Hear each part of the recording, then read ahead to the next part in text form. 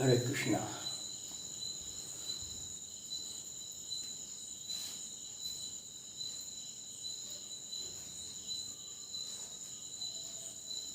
ओम नमः हरिशम। हरि ओम तत्सत। ओम नमोस्तु अनंताय सहस्रमूर्ति सहस्रपादाक्ष शिरोभाय सहस्र नामने पुरुषाय शाश्वत सहस्र कोटि युग धारण नमः।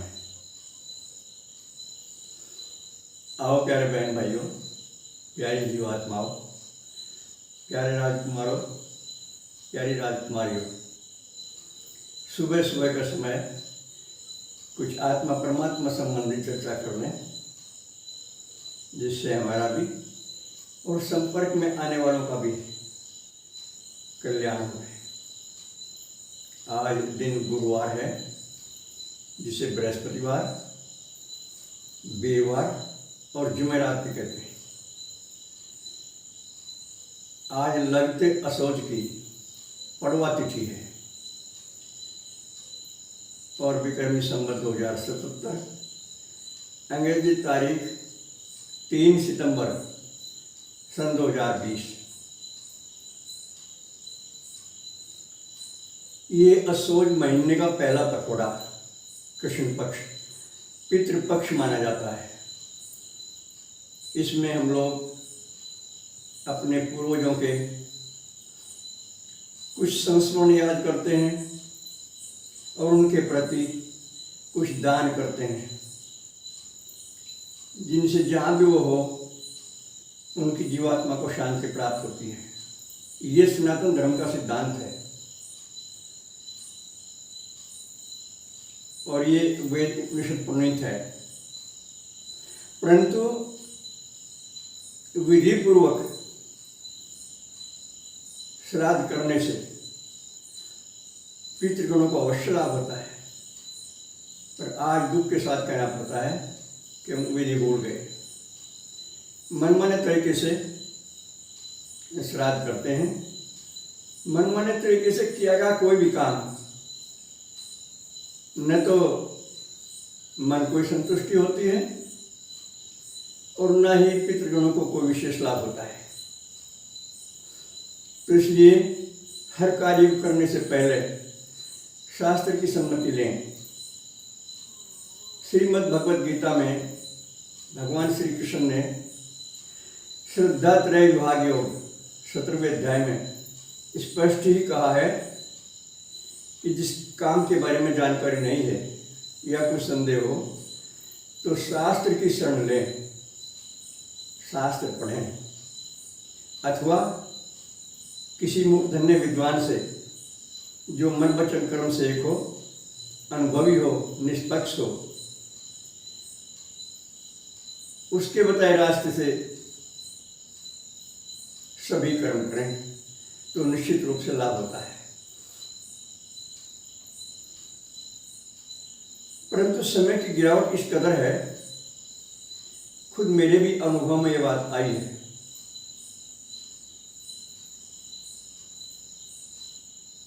कि प्राय जनता जनार्दन में अधिकतर लोग ऐसे लोगों की सलाह मानते हैं जो स्वयं अनगढ़ हैं, जिन्हें शास्त्र का ज्ञान नहीं है। वो स्वयं भी गुमराह हैं और दूसरों को भी गुमराह करते हैं।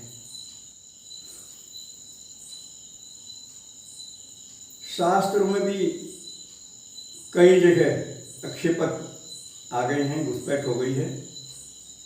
कलियुगी विद्वानों ने पता नहीं किन किन स्वार्थपूर्ण मनोभाव से शास्त्रों में बहुत आक्षेपक डाल दिए।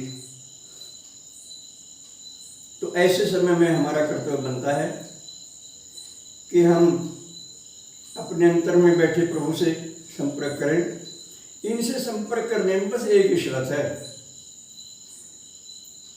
सरलता सादगी सच्चाई और समर्पण के साथ जब हम संपर्क करना चाहते हैं तो हो जाता है। और अज्ञानवश या छल कपट से या जब तक हम अंदर बाहर से एक ना हो, झूठी वाणी से, दिखावे से रजोगुण तमोगुण का आश्रय लेकर के इनसे संपर्क नहीं हो सकता। बस ये एक विशेष बात है जानने की। तो इसलिए आइए अपने विचार बदलें और इस संसार में जो अज्ञानता की नदी बह रही है, माया मोह की नदी बह रही है, उसमें पड़ सभी बह रहे हैं। हम ना बहें, उनके साथ हम ना बहें, हम इस नदी को तैर कर पार करें। कौन सी नदी को? अज्ञान की नदी को, माया मोह की नदी को, जिसमें विकार विकार भरे हैं। विकार रूपी ग्रहा इस ज्ञान रूपी नदी में सदा घूमते रहते हैं और बहते हुए जीवों को अपना ग्रास बना लेते हैं। इससे बचने के लिए तैरना परम आवश्यक है। तैरना क्या है? या तो शास्त्र के अनुसार जीवन लेकर चलें, या अंतर्मुख में प्रभु से संपर्क करने के बाद इनके अनुशासन में आकर जीवन लेकर चलें। ये परवाह ना करें कि ये संसार वाले क्या कहेंगे। जब तक ये परवाह है, संसार से डरते हैं, संसार को खुश करने का प्रयास करते हैं, तब तक हम गुमराह रहते हैं। बहुत गहरे से, बहुत प्यार से इस पर विचार करें। संसार तो अपनी कुंडली से बाहर निकलने देना चाहता ही नहीं किसी को, ये तो इसकी विशेषता है। और क्या बताऊँ आपको, जो सज्जन लोग हैं, सदाचारी हैं, भक्त लोग हैं, वे भक्तों का, साधु संतों का बहुत आदर करते हैं। लेकिन उनका कोई आदमी अगर साधु संत भक्त होना चाहे तो वो उन्हें बर्दाश्त नहीं होता। खूब सुने होंगे आपने ये किस्से। हमारे बचपन की भी एक हमारे बात याद है। प्रभु कृपा से हम गीता पढ़ते थे बचपन से ही, तो लोग बात कहते थे इसके पास न जाइयो भाई, ये तो गीता पढ़े और तुम भी सब महात्मा हो जाओगे, तुम्हें बैराग हो जाएगा। ये कितनी भयंकर भूल है। गीता सच्चाई तो दर्शाती है, लेकिन ये नहीं कहती घर छोड़ के महात्मा बनो। वो तो ये कहती है कि घर रहते ही योगी बनो और जो जिम्मेदारियां हैं उनका निर्वहन करो। सबसे पहले भौतिक स्तर की जो जिम्मेदारियां हैं उनका निर्वहन करो सच्चाई से और ईमानदारी से और परिश्रम से और विधि पूर्वक। और इसी घर बार में रहते हुए, इसी कारोबार में रहते हुए, इन्हीं बच्चों में रहते हुए, इसी संसार में रहते हुए अपने आप को समझो। गीता तो मोह में पड़े हुए अर्जुन को उसका कर्तव्य याद दिलाती है। युद्ध से मुंह मोड़कर पता नहीं कैसी कैसी अनाप शनाप भाषा बोल रहा था। श्री कृष्ण ने कहा जो बातें तो ज्ञान की करता है, लेकिन ज्ञान तुझे है नहीं, तो ये मालूम नहीं कि तेरा कर्तव्य क्या है।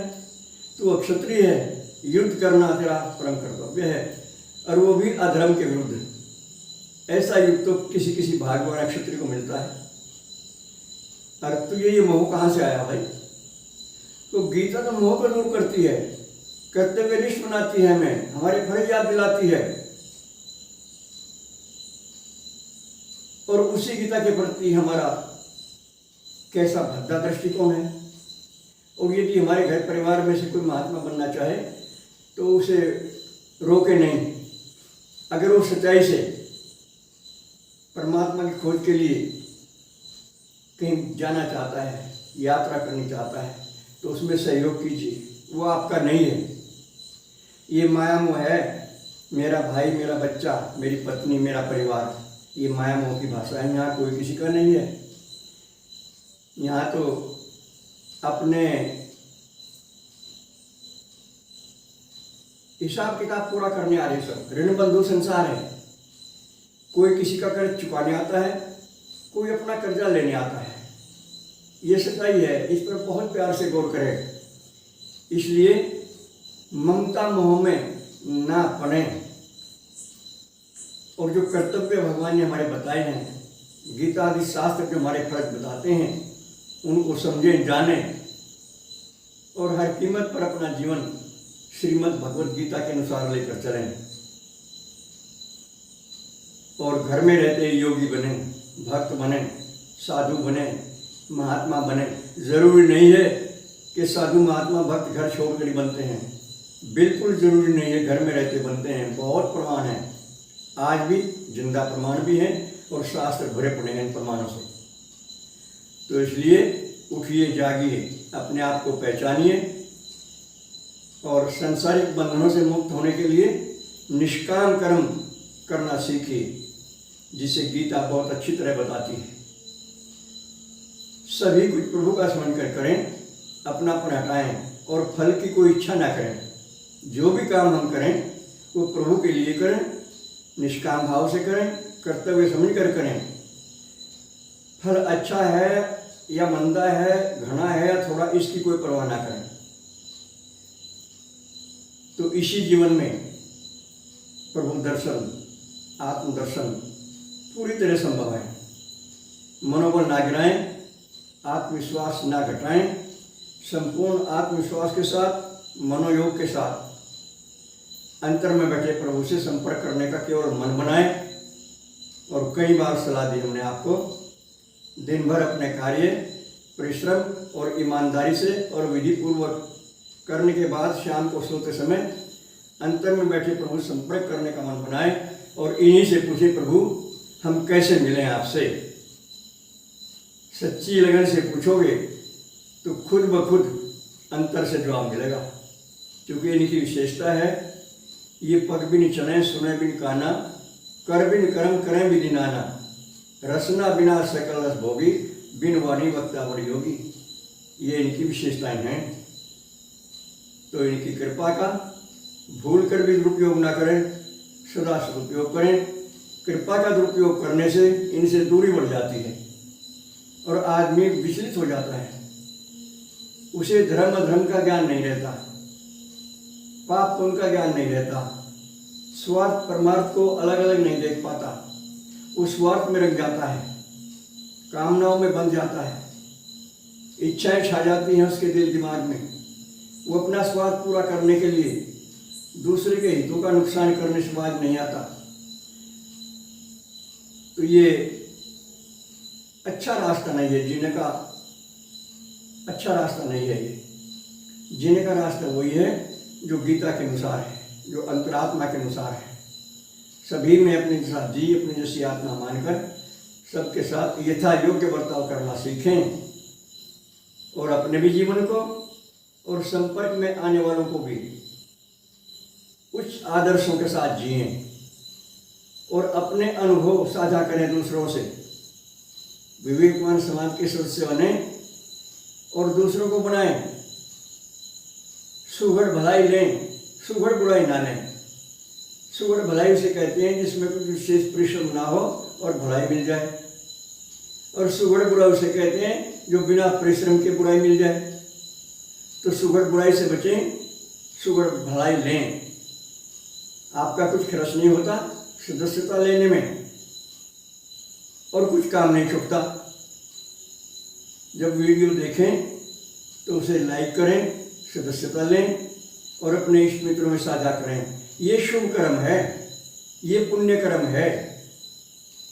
ये विवेकवान समाज संपूर्ण जनता की भलाई के लिए है।